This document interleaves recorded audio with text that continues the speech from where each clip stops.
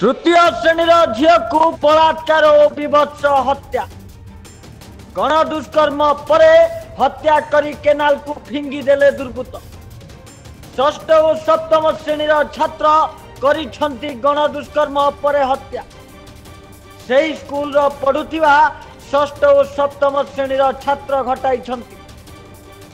आज्ञा हाँ, तृतीय श्रेणीर झील को बीभत्स हत्या करिछंती किछि दुर्बृत्त। गण दुष्कर्म पर हत्या करी केनाल को फिंगी देले दुर्बृत्त। एपरी जघन्य कांड आउ केही नुह, सेही स्कूल रे पढ़ुथिबा षष्ठ और सप्तम श्रेणीर छात्र घटाइछंती। सूचना अनुसार आंध्र प्रदेश रे जड़े तृतीय श्रेणीर छात्री गत रविवार जुलाई 7 तारिख में मुचुमारी अंचल रे थिबा एक पार्क रे खेलुथिले।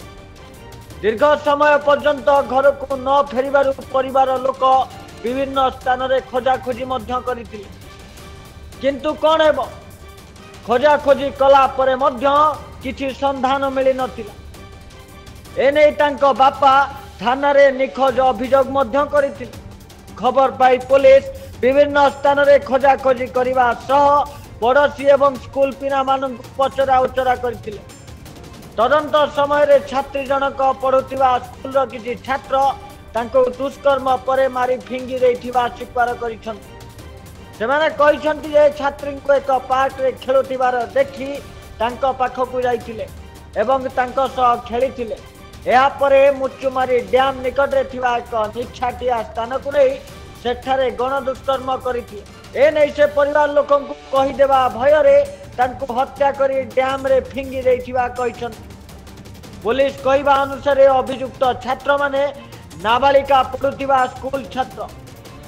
सेमानंक मध्यरु 2 जण षष्ठ और अन्य जणे सप्तम श्रेणी पढ़ुथिले।